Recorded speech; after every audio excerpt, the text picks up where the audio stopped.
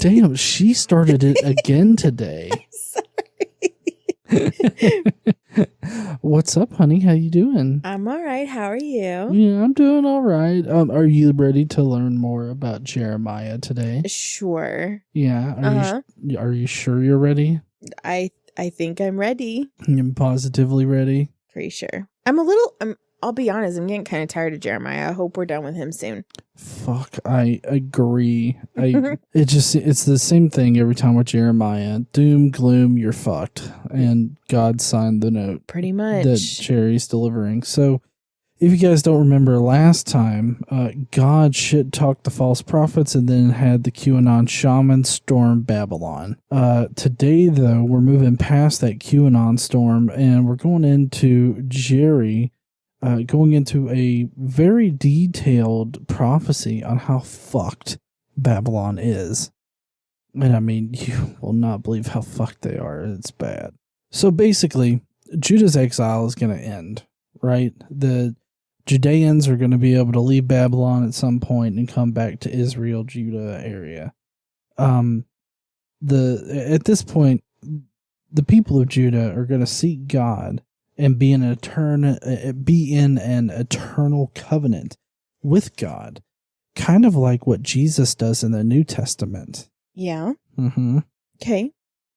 But before that, they are going to secretly organize a resistance force in the underground network of Babylon, and they are going to wage a savage guerrilla war on the Babylonians. Sorry. Babylon Underground Network. Bun. It's the Bun Network. It's the Bun Network. Well, not network. It's the Bun. And you know what their symbol is? What? A white rabbit. Follow the white rabbit, guys. Yeah. Babylon is ultimately going to get disgraced, though. And then God is going to kind of entice all of Babylon's enemies by sending them shit-talking messages over a messaging service of some kind, probably Facebook Messenger. It's about that old. Yeah. He hopes to provoke them to kick the asses of the Babylonians. Just constant shit talk all the time, random messages, and it's just signed with G. For God. It's fucked up. Or I guess maybe Y. Yahweh. Yeah. He'll probably mix it up because he's got that whole identity crisis going on there. What about J for Jehovah? Yeah.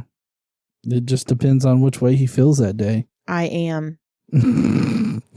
Dash I am. The fuck? G-D. And then Jeremiah goes on to talk about Nebi. He's going to get ass clapped in all the wrong ways. Ass clapped? Yeah.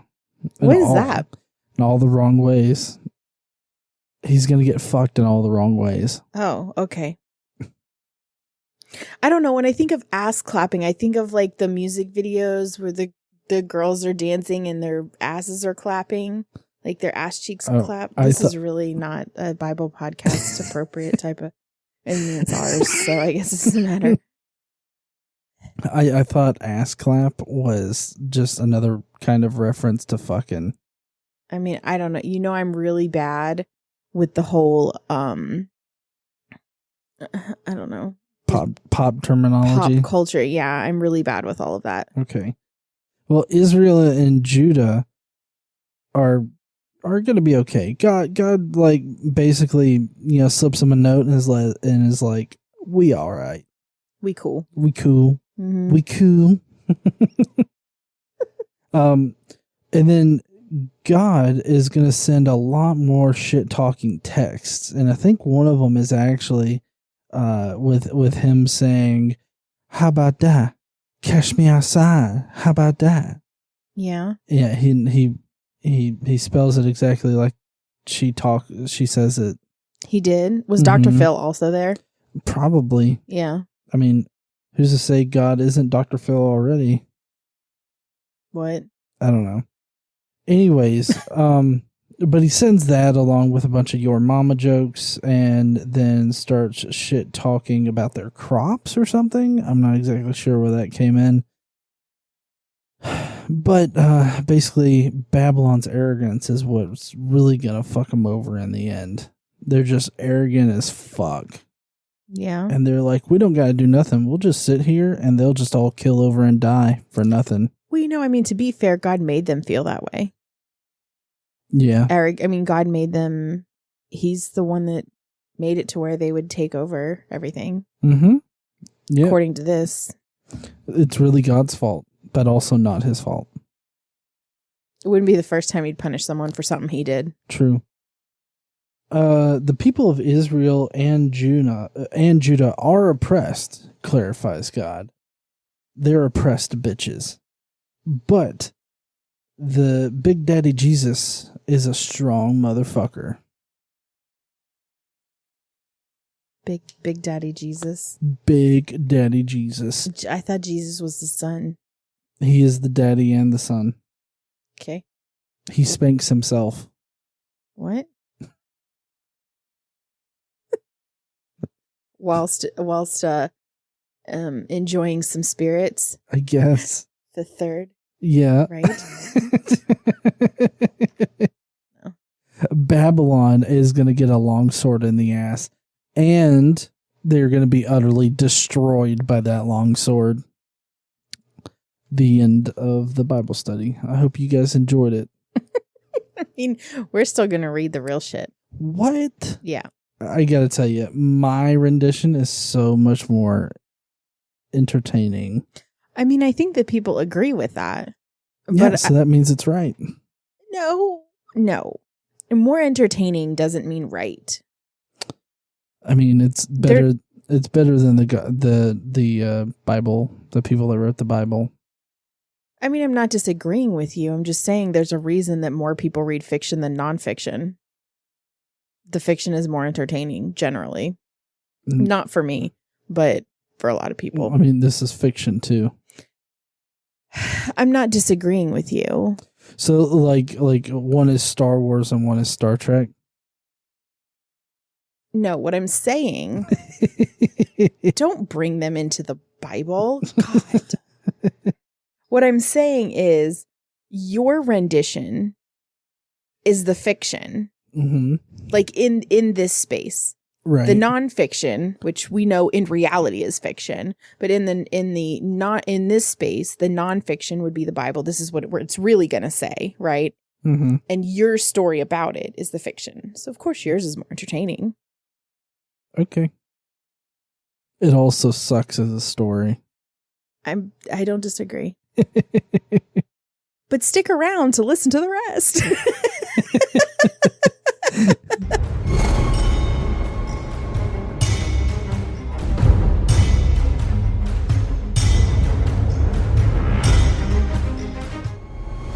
What's up, heathens? How y'all doing? How you doing, hon? I'm all right. How are you? Yeah, I'm good. So we had some words. Yeah. In the little opening sequence there. Apparently, I got some stuff wrong. My stuff is fiction, supposedly. So we're going to have to go over some of this shit, I guess. I mean, we're doing our due diligence here. Are we? I mean, yeah. Okay. You know, religious people, apologists and shit all the time say atheists don't read the Bible. Atheists haven't read the Bible. Maybe if you'd read the Bible, you'd believe in it. So we're just doing our it's not the first time either of us have read the Bible. It's probably not the first time that a lot of people who are listening have listened to or read the Bible. But just so when an apologist says so, we can say, oh, we haven't. Well, there's a playlist. Have fun. Yeah, we're about 188 episodes in. Good luck. And we're not even to the NT yet. No, we're not even out of Jeremiah. We still got like 15 chapters or something left out. No. No? There's not like 65 chapters in Jeremiah? Well, so they're not we haven't done them in order. Oh. So I'm not sure. I know we have next week in Jeremiah. Yeah. And I'm not sure if we come back to Jeremiah after that. We may have done it all. I fucking hope so. But I know not next episode, but the one after that, we go into Ezekiel. Oh, okay. So it's weird. I figured Daniel would be next, considering we've already done a little bit of Daniel. I mean, we have done Daniel. Not the entirety of Daniel. Well, it's true. We've done some Daniel. So there may be some portions of Jeremiah. I'm not keeping track of, like, I don't have a checklist of chapters, what we've done and what we haven't. So we may come back, like, we're going to come back to some of Daniel. We may come back to some of Jeremiah, but I think we're getting to, we've done a lot of Jeremiah. Yeah, I hope we're at the end of it. So that's all. We still have Jeremiah next week, but we'll have Ezekiel after that. Okay. For a couple weeks. Okay. At least. Awesome. All right. Let's get to it. I'm ready to get it over with. All right, let's start today. So it's weird because the very first thing I'm going to say is one verse of Jeremiah 51, verse 59. And then the rest of it is Jeremiah chapter 50. We're going to do Jeremiah chapter 50 in whole. Okay. Okay. So this is the message Jeremiah the prophet gave to the staff officer, Seraiah, son of Neriah, the son of Maaseiah, when he went to Babylon with Zedekiah, king of Judah, in the 4th year of his reign. Okay. That was really important to start the whole thing out with that, so you know. The ayahs went to somewhere. That were involved. It's the message that Jeremiah gave to this person, Seraiah. Okay, so Jeremiah chapter 50, you ready? Yep. This is the word the Lord spoke through Jeremiah the prophet concerning Babylon and the land of the Babylonians. And just so you know, pretty much every time it says Babylonia or Babylon in this book, it gives you a footnote. And we haven't really gone over it. But another term for Babylon or the Babylonians is the Chaldeans.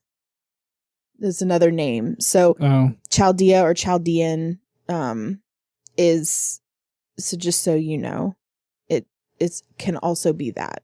Oh, okay. Okay. Announce and proclaim among the nations, lift up a banner and proclaim it. Keep nothing back, but say, Babylon will be captured. Bel will be put to shame. Marduk filled with terror. Her images will be put to shame, and her idols filled with terror. A nation from the north will attack her and lay waste on her land. No one will live in it. Both people and animals will flee away. I like how in this section, the Bible directly mentions other gods that exist as if they are real things that exist. Mm-hmm. Of course, this is because, in case anybody doesn't know, the Old Testament is very henotheistic. Monotheism was actually introduced and invented with the New Testament as far as like Christian or biblical theology goes. So this is like the Old Testament should be taken in the light of henotheism and not monotheism. Yeah, because there certainly were other gods, and I mean, even the Yahweh God recognizes the other gods. Yep, that's why he's shit talking them right now. It's like that pussy fucking Marduk. He's gonna be running and pissing himself all over the place. He's gonna be acting like them dogs that get scared and just pee themselves. Oh yeah. Mm-hmm. Well, so this section right here, the very beginning of this chapter, basically lines up what the rest of the chapter is about. Yeah. Okay, because he pretty much just says this is the judgment, right, against Babylon, and that they'll be captured, they'll be put to shame, their gods will be filled with terror, and they'll be attacked and laid waste. Okay. Okay, so that kind of sets up. It's kind of gets a little bit repetitive because the same message is going to be hit on again and again and again throughout this chapter. I mean, you've basically described the entire Old Testament. Well, that's fair. Fair. The same messages are hit upon several times. Yeah, I mean, this book could be a lot shorter than it is, and it would be fine. Okay. I mean, essentially, the book of Jeremiah could be shortened to, well, the Jews are fucked. God's pissed at them, but one day he'll get over it. And then he'll fuck up the people he sent to fuck them up. Yeah. Yeah. Don't forget that. Okay, so moving on. In those days, at that time, declares the Lord, the people of Israel and the people of Judah together will go in tears to seek the Lord their God. They will ask the way to Zion and turn their faces toward it. They will come and bind themselves to the Lord in an everlasting covenant that will not be forgotten. So this is where the remnant comes back.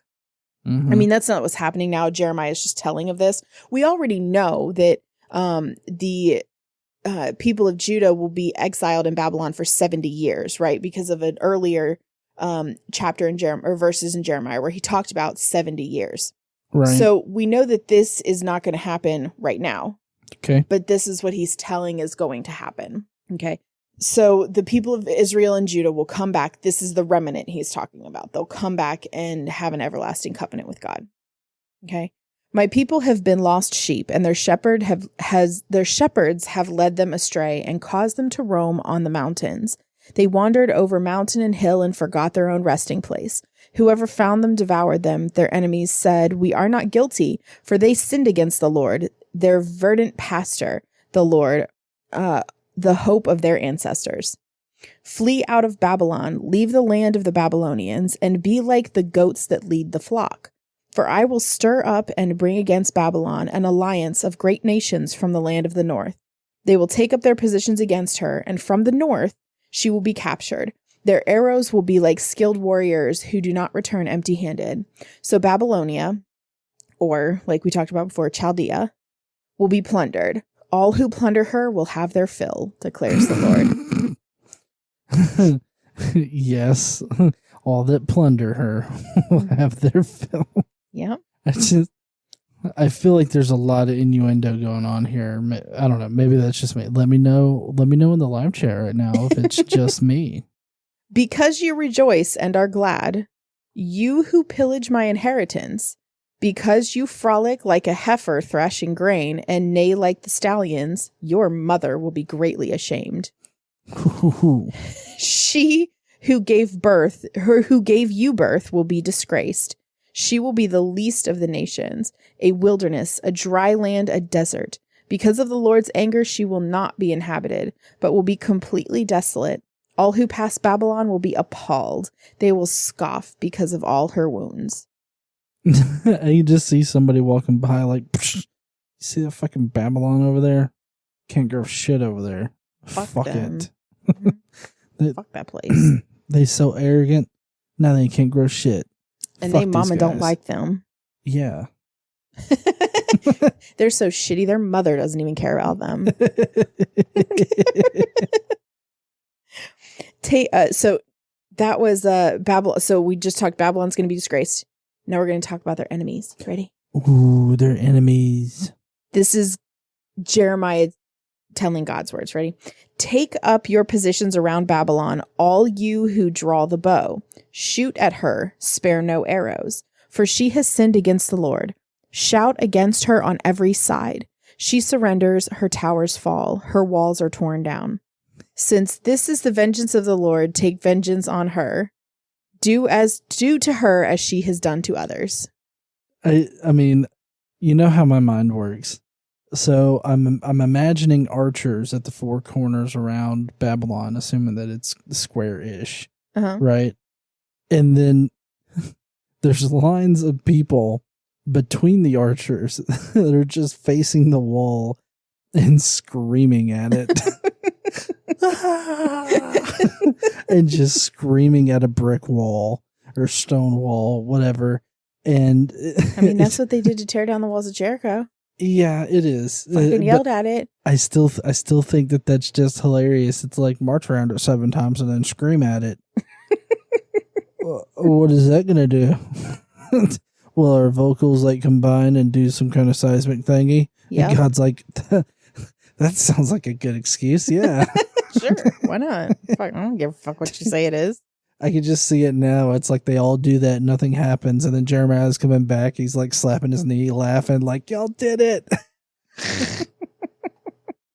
Cut off from Babylon the sower and the reaper with his sickle at harvest. Because of the sword, the oppressor, let everyone return to their own people. Let everyone flee to their own land. Israel is a scattered flock that lions have chased away. The first to devour them was the king of Assyria. The last to crush their bones was Nebuchadnezzar, king of Babylon. Therefore, this is what the Lord Almighty, the God of Israel, says. I will punish the king of Babylon and his land as I punish the king of Assyria. That's it. No details. Just God says he'll punish the king of Babylon. Oh, okay. So basically, I'm going to fuck up Babylon's Nebuchadnezzar just like I fucked up Assyria? Mm-hmm. I guess it's just, it was too much for Jeremiah to give any details. Yeah, give any details. And keep in mind, this is the most detailed prophecy against Babylon. I mean, this all seems very, I figured detail would come in the form of, years and dates and everything like that. You're so cute. Next Tuesday, Nebi's going to get fucked. No. No, that's not how it happens. No, of course not. But, okay, so we just ended that he's going to punish the king of Babylon like he punished the king of Syria. But he's going to spank him like a bad boy. Yep. I will bring Israel back to their own pasture, and they will graze on Carmel and Bashan. Their appetite will be satisfied on the hills of Ephraim and Gilead. In those days, at that time, declares the Lord. So this is obviously very specific. In those days, at that time. Mm-hmm. Ultra specific right here. We all know that was the Tuesday back then. Mm-hmm. A search will be made for Israel's guilt, but there will be none, and for the sins of Judah, but none will be found, for I will forgive the remnant I spare. So he says here he's going to completely forgive and forget Israel and Judah's past transgressions. Well, okay, so given what we know about the last time, it kind of seems like God allowed them to be captured by Babylon so that the current generation and the generation directly after that will most likely die out before letting them come back. No, not die out. Remember, because Jeremiah tells them to go into and live in Babylon, settle, have children, your children have children, marry them off. Don't stop populating. Right. So they're not all going to die. I mean, the individuals will, but the population will not. No, I'm not saying the population will. I'm saying that the population of Jews that were raptured to Babylon, they are to live there and populate and everything like that, but they're not going to be going back to there. Accurate. They're dying out, and this new set. Yes. This is like the second or third time that God has done this to the Jewish people. Mm-hmm. So, I mean, it's kind of like, yeah, I remember what your grandfather did. He talked a lot of shit, but we cool. Yeah. But I mean, which I guess is not too bad since you're supposed to be punished for 4 generations forward, right? Yeah, it's kind of weird how God violates his own policies like that. You know, I'm really supposed to punish you until about the 5th or 6th generation, but I'm feeling pretty peckish today. Merciful. Whatever. Feeling merciful. I don't know. It's ridiculous. Okay. Attack the land of Merathaim and those who live in Pekod. Pursue, kill, and completely destroy them. There's a little footnote here. Oops. So, destroy, the Hebrew term for this word refers to the irrevocable giving over of things or persons to the Lord, often by totally destroying them. So giving it over to the Lord is destroying it? Yes. That's how you give it to the Lord? Well, I mean, to be fair, that's actually not too far off from what they do in general. I mean, this is talking about how pursue, kill, and completely just to demolish all their shit in their town and everything, right? Mm-hmm. They're giving that to the Lord. They do the same when they slaughter all the animals. They fucking kill and destroy them, burn their corpses and shit. Yeah. And that's how they give it to the Lord. So I guess that's not really uncommon. No, I guess it's kind of weird how we want to give God this house. Let's burn it down. Yeah, I mean, they definitely didn't have wrapping paper back then, so I guess this is how they did it. I guess so. Mm-hmm. Okay. Do everything I have commanded you. The noise of battle is in the land, the noise of great destruction. How broken and shattered is the hammer of the whole earth. How desolate is Babylon among the nations. I set a trap for you, Babylon, and you were caught before you knew it. You were found and captured because you opposed the Lord. The Lord has opened his arsenal and brought out the weapons of his wrath, for the sovereign Lord Almighty has work to do in the land of the Babylonians.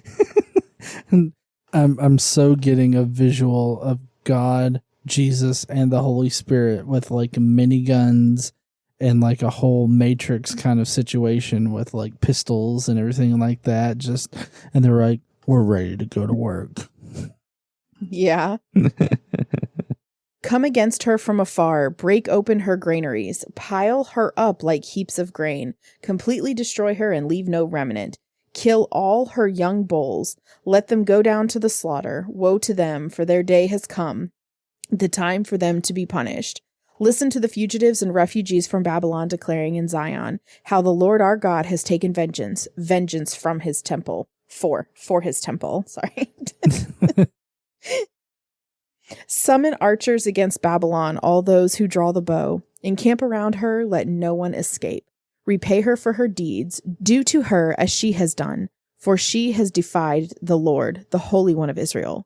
Therefore, her young men will fall in the streets. All her soldiers will be silenced that day, declares the Lord. Yeah, shut them the fucketh up. Mm-hmm. See, I am against you, arrogant one, declares the Lord Almighty, for your day has come, the time for you to be punished. The arrogant one will stumble and fall, and no one will help her up.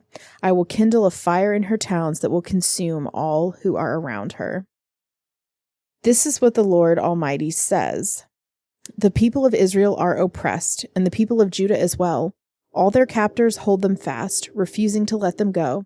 Yet their Redeemer is strong. The Lord Almighty is his name. He will vigorously defend their cause so that he may bring rest to their land, but unrest to those who live in Babylon. Oh, no, not unrest. Mm-hmm.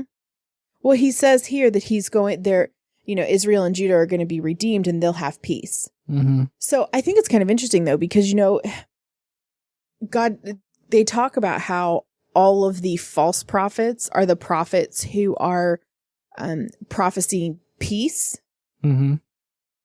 But I mean, maybe they were just looking further into the future. Yeah, so they just peered a little bit too hard into that crystal ball, huh? I guess so, because he does say that there will be peace. And the false prophets, the false prophets, they had false prophecies about a lot of things, but one of the things that made them false was that they were prophesying peace. That was always a problem, is that they were prophesying peace, because Jeremiah is saying there's not going to be peace, there's going to be destruction. But the false prophets were saying, no, there's going to be peace. So, right. I mean, I guess technically, well, not technically, but in the story, they're both right? Because there's going to be destruction, then there's going to be peace, according to this right here. Right. The story continues with more God talking through Jeremiah. Obviously. And just to say, God only talks through Jeremiah. Anybody else is a false prophet. Because at this point, we don't really have good criteria. Because before it was like, well, if he's saying good shit, then, he's false prophesizing. Well, now Jeremiah's saying good shit. So it's kind of like... Well, I mean, to be fair, he said one good thing. Well, I know. Mm-hmm. But still. We're getting ready to talk more bad shit, though. You ready? Mm-hmm. There's going to be lots of swords. Ooh, swords. A sword against the Babylonians, declares the Lord, against those who live in Babylon, and against her officials and wise men. A sword against her false prophets, they will become fools. A sword against her warriors, they will be filled with terror. A sword against her horses and chariots, and all the foreigners in her ranks. They will become weaklings. A sword against her treasures, they will be plundered. A drought on her waters, they will dry up. What's interesting is it says a drought on her waters, but then they have a footnote and it says, or a sword against her waters. I guess they figured it'd make more sense if they said a drought, because a sword against water isn't going to fucking do anything. No, unless you're trying to fight Poseidon. For it is a land of idols that will go mad with terror.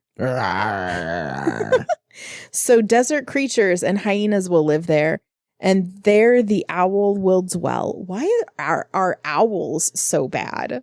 Like, they talk about that a lot. I don't understand. Is there like some sort of, am I missing some sort of religious symbolism about owls?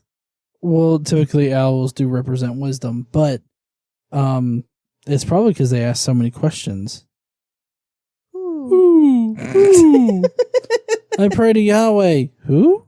Yeah, that would piss him off. Fuck you, owl. Mm-hmm. Nobody questions my God.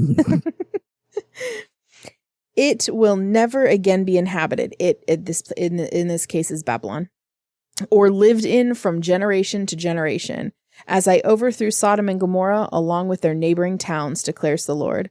So no one will live there, no people will dwell in it. Obviously, nobody's going to dwell in it. Who's going to want to live in that fucking desolation place? I mean, they're going to burn it the fuck down, so I can't imagine anybody's going to want to live there. No. I mean, you just can't get that smell out of a house once it's burnt down. I mean, if it's burnt down, it's gone. Yeah. I'm talking, I guess I'm speaking more or less like the partially burnt down houses. Oh, if there's still like a structure and they can restore it. Yeah. You can never get the smoke smell out. Never. Okay. It's there forever. I really don't have any familiarity with that kind of situation. Oh, okay.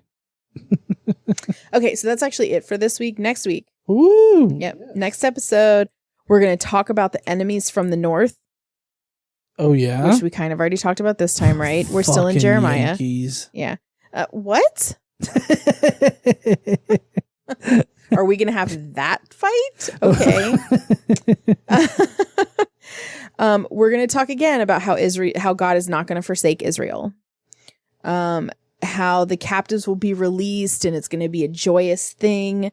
And we talk about what's going to happen to Babylon in a little more specificity, I guess. He's going to talk shit about their idols again. Okay. And how he's going to use Israel as his instrument. Let's see.